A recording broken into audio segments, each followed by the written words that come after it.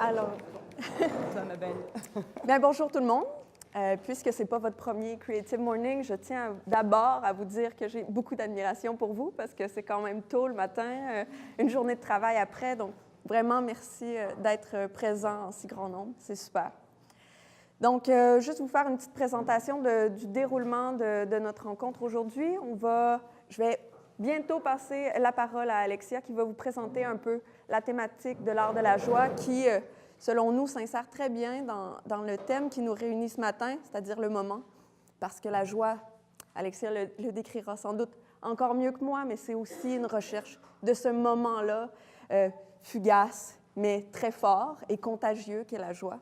Donc, pour commencer, on va commencer avec le travail de Sarah Ann Johnson, qui aussi aborde d'une très belle façon le thème du moment dans le processus créatif, mais aussi dans sa façon de révéler l'œuvre d'art derrière la photographie. Et ensuite, on va tout de suite aller à l'œil de poisson pour voir le travail de Non-Football Club, un collectif français qui présente une œuvre inédite qui a été faite plus tôt ce printemps. Exactement. Dans le cadre d'une résidence. Donc voilà, je te passe la parole. Bon, merci d'être là. Alors, j'imagine à Paris inviter des gens à 8h du matin. Mais c'est le bide complet, quoi. Vraiment, moi aussi, je suis très admirative. J'ai jamais vu ça. Voilà, ça, je m'en souviendrai longtemps. Peut-être que je reviendrai pour revoir ça. Bon, merci d'être là. Donc, juste un mot sur la Biennale, parce qu'évidemment, elle commence aujourd'hui. Elle va se dérouler pendant 2 mois, 3 mois. Claude Bélanger, son directeur, ici. Au Musée national des beaux-arts de Québec pour la première fois. Ici, bien sûr, à Méduse, dans tous les centres d'artistes, dans la ville, sur ses murs, sur ses affiches. Bon, et juste un mot pour vous dire que moi, je n'ai jamais vu ça ailleurs. C'est pour ça que je reviens à Québec souvent. En France, l'art est soutenu, bien sûr. Il est aussi légitimé par tout ça. Mais moi, nulle part ailleurs, je n'ai vu un tel engagement du public, du privé, puis des artistes, pour les artistes. Parce que moi, ce qui m'impressionne terriblement ici, c'est qu'à la tête de tous ces centres d'artistes, ce sont des artistes. Voilà, des artistes qui bossent pour les artistes. Chez nous, hein, les garçons, on ne connaît pas complètement ça, quoi. Voilà. Bon, alors nous sommes très impressionnés voilà, par cette place que le Québec fait à l'art, par cet accueil. Moi, j'ai une longue histoire avec le Québec. On avait fait avec le Musée national une belle exposition il y a des années qui s'appelait Emporte-moi, qui était sur les différents temps de l'amour, une exposition amoureuse et très mélancolique. Voilà, bon, j'ai accueilli Michel Debrun, BGL, Patrick Bernatchez, on se connaît avec Claude depuis longtemps. Voilà, et vous avez accueilli aussi des artistes français. Voilà, donc une longue histoire qui j'espère va se poursuivre. Et donc quand j'ai été invitée il y a plusieurs mois maintenant, j'ai proposé de travailler autour de ce sujet qui est la joie. Je ne vais pas en faire des caisses parce que vous lirez tout ça. C'est un peu tôt peut-être pour s'affronter à ces sujets éminemment existentiels, mais pour vous dire juste que la biennale précédente, donc de Vicky Gagnon, c'était sur les mouvements collectifs de résistance, les mouvements contestataires qui étaient liés à ce qui était arrivé au Québec, la question des droits d'inscription, tout ce soulèvement populaire absolument impressionnant. Et quand on m'a invitée, je me suis dit que moi, vu l'état du monde, je ne pouvais pas me situer ailleurs non plus que dans la résistance. Mais j'ai essayé de trouver une autre échelle. Après le collectif, le contestataire, le factuel. Voilà, c'est une façon d'aborder ça de façon un tout petit peu plus intime, personnelle, chacun à sa manière. Et puis ensemble, pourquoi pas. Donc il y a un livre qui est à l'origine de tout ça. J'en fais pas la promo, mais c'est un grand choc. C'est un livre initiatique. Le livre d'une femme italienne qui raconte la vie d'une autre femme qui naît au début du siècle en Sicile, à l'orée du XXe siècle, et qui ne veut pas se laisser faire. Voilà, donc elle prend son destin en main, elle ne veut pas avoir la vie que tout programme pour elle. Donc, ça commence mal, elle tue un peu au début, mais après, elle aime. Donc, il faut juste passer les premiers chapitres. Voilà, et elle s'engage. Elle fait de la connaissance son arme. Elle fait de son engagement politique ses moyens et elle fait de l'amour, elle aime tout le monde. Elle aime les hommes, elle aime les femmes, elle aime ses enfants, elle aime la vie. Bon, c'est un livre merveilleux, un peu violent, très pictural. Et puis voilà, c'est une idée, mais moi je ne voulais pas quelque chose de trop autoritaire. Je voulais une idée dont chaque artiste pourrait s'emparer de façon très libre, chacun à sa façon. Donc on a des œuvres merveilleusement drôles, des œuvres inquiètes, des œuvres poétiques, des œuvres presque un peu paraboliques, et puis voilà, des œuvres joyeuses et des œuvres critiques. Donc il y a de tout, c'est assez polyphonique, vous verrez. Bref, je crois que je vous ai presque tout dit. Alors on commence par une artiste pour laquelle, Anne-Sophie, donc on a travaillé avec toutes les équipes, mais alors nous on a travaillé vraiment toutes les deux, et on a eu cette chance folle, bon je ne vais pas le dire 1000 fois, mais voilà, de se reconnaître, comme si on s'était connus avant.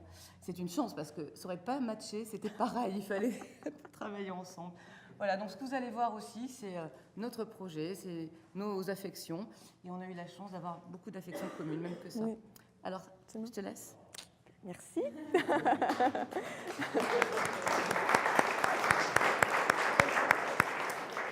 Donc, pour commencer, quelle magnifique salle. On est dans la couleur, on est dans la joie, justement. Et Sarah Ann Johnson est une artiste de Winnipeg qui vit et travaille là, qui est avec nous durant quelques jours pour le début de la biennale. Donc, si vous avez la chance de la croiser, n'hésitez pas. Et en fait, on a choisi cette sélection de photographies parce qu'elle représente justement l'artiste qui, un peu comme une anthropologue, est partie sur les traces de ses souvenirs d'adolescente. Elle est retournée sur les festivals de musique qu'elle fréquentait abondamment lors de son adolescence, justement parce que ça lui permettait de s'évader de ses parents, de vivre des moments d'intensité, de partage avec des gens de son âge. Et c'est vraiment un travail qui, si a priori, on ne trouve pas nécessairement que c'est des photos qui sont très documentaires, elle se dit d'une approche documentaire parce qu'elle veut des photos qui sont prises sur le vif. Ce n'est pas stagé en bon français. Et par contre, la photographie imposant un cadre, une décontextualisation, il y a aussi une part de cette expérience-là, de ce moment de joie qui a été vécu par l'artiste et qui est aussi représenté par les portraits de cette jeunesse qu'elle fait dans ses photographies, qui manque. Et l'artiste, après, en atelier, réintervient à la main sur les photos. Donc là, on voit, il y a des découpures, des égratignures, des brillants, de la gouache, du dessin, du pastel, tout ça pour venir pallier les manques de ce réel et communiquer une expérience esthétique et visuelle qui va au-delà de la représentation photographique. Donc, ça crée... Peut-être que tu voulais renchérir? Non, mais pour te laisser respirer, il y a quelque chose de... Non, pour que tu reprennes ton souffle. Non, il y a quelque chose qui nous tenait beaucoup à cœur, c'était, bon, effectivement, de trouver des expériences singulières, ce rapport à la joie solitaire qu'on verra dans certains endroits. Là, il est question de soi-même et aussi des autres. Il y a quelque chose de l'ordre de la communion.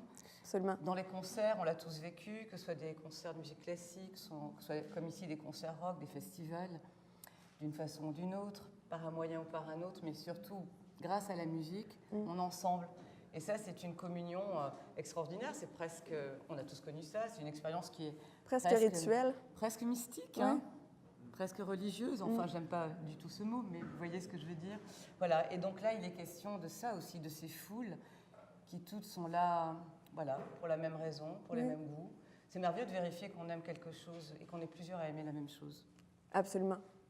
Et il y a effectivement quelque chose de très festif, une espèce de communion, effectivement, mais il y a aussi une part de mélancolie qui est aussi attribuable, là, je ne tomberai pas dans les technicalités, mais au médium même de la photographie. Le « ça a été », pour citer. Donc, c'est un art de la mort aussi. Là. Il y a quelque chose, il y a un moment qui est évanoui, qui est fixé sur la pellicule de plastique. Pellicule photographique. Quel lapsus étrange. Mais voilà, donc il y a effectivement cette part de festif, mais il y a aussi cette pleine conscience d'un moment qu'on a anticipé, qu'on a vécu intensément, mais qu'on sait qui est évanescent, éphémère, et ça nous fait encore plus ressentir cette communion-là, cette pulsation de vie-là, lors des festivals, mais au-delà aussi de tous ces moments de communion. Et je pense que dans ces jeunes-là, il y a une espèce de naïveté, une candeur aussi, qui reflète très bien, je pense, ton thème. Il y a thème. aussi quelque chose, il y a la question de la joie, il y a la question aussi des différents moyens pour y accéder, naturels comme la musique, et puis d'autres moyens, plus artificiels. Un peu plus artificiels. Peut-être plus périlleux, enfin qui peuvent être aussi de vraies tentations. Absolument. Voilà, depuis très longtemps. Donc, on va déjà passer à l'œil de poisson. Ça va super vite. Bon, les garçons, on y va. On se rejoint là-bas. Juste, on vous dit un tout petit mot avant, parce que là-bas, c'est eux qui auront vraiment la parole. C'est un collectif français de deux jeunes artistes, Cola et Séraphine, voilà, moi, que j'ai beaucoup invité au McVal. Ce sont des sortes d'artistes producteurs, parce qu'ils font tout seuls. Donc, ce sont de merveilleux artistes à inviter. Ce sont surtout des artistes qui sont dans le monde. Voilà, qui sont imprégnés du monde, de ses moyens de communication, mais aussi qui l'interrogent en l'infiltrant comme des sortes de hackers pour mieux en révéler l'essence et nous mettre face à la réalité de ce qui se passe, la façon de nous le dire. La question de la communication, les questions politiques en général sont absolument au cœur de leur travail, mais c'est eux qui, si leurs yeux s'ouvrent un peu, on parle le mieux. Ah, c'est dur, on a un sacré rythme. Hein.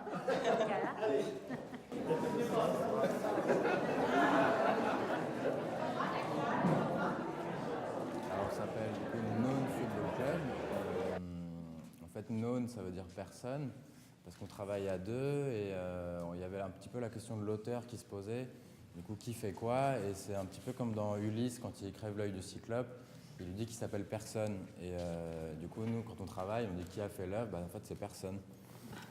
Et Football Club aussi, c'est parce que c'est tout le monde. C'est vraiment quelque chose de très populaire, surtout en Europe. Et c'est quelque chose qui fédère tout le monde, mais qui est aussi une forme de manipulation. C'est un petit peu les jeux du cirque. Et voilà, donc on travaille ensemble depuis 2009. Donc ça fait un petit moment, c'est cool. Et ici, en fait, l'installation s'appelle On Air.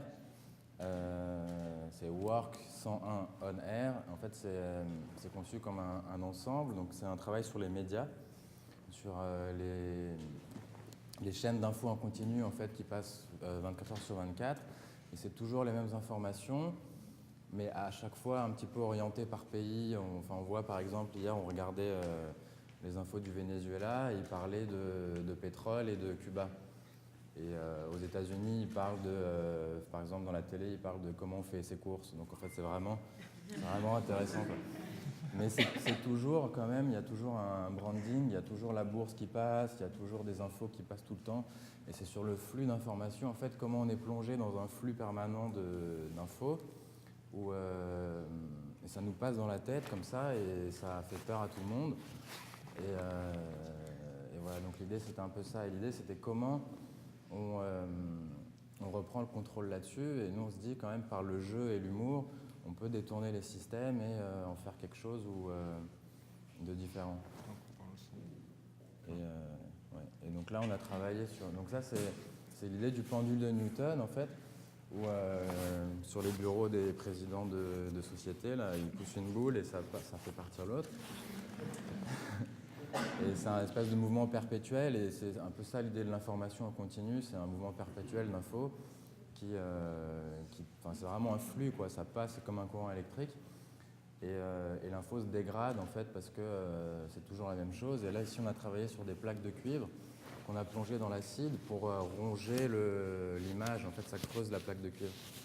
Et c'est un petit peu l'idée de la vanité, c'est un côté un petit peu archéologique, comme si on avait retrouvé ça plus tard dans quelques années. Et donc l'idée en fait c'est de jouer avec les télés. En fait le spectateur est vraiment invité à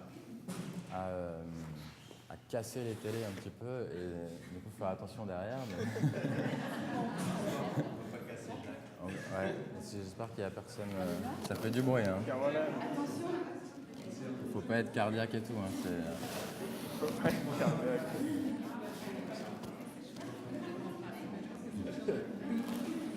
Rien, ça va fort. Hein.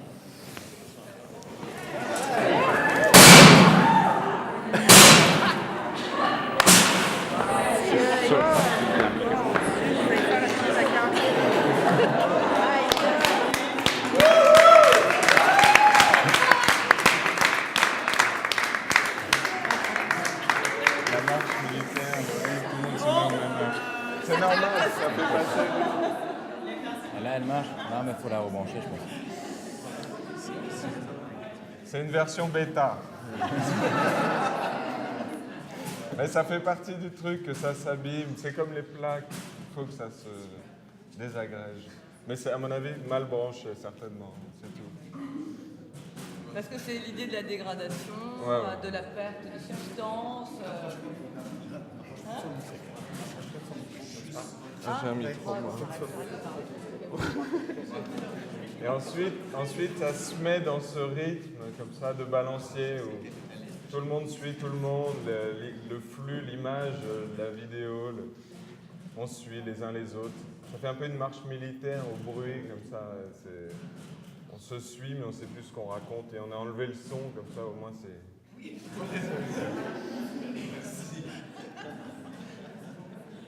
Et ça dure combien de temps? Ça dure toujours? Ouais. Ah, le mouvement? Ouais. Non, après, il faut le relancer. Après, il faut le relancer. Les télés se balancent comme ça. Enfin, c'est ça qui nous plaît beaucoup, là. C'est ce rythme. On se fait un peu balader comme ça. Là.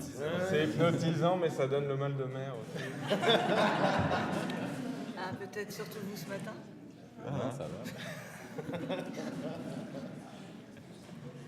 Alors, on est... C'est bon? Ça vous va? Ça me dit mal.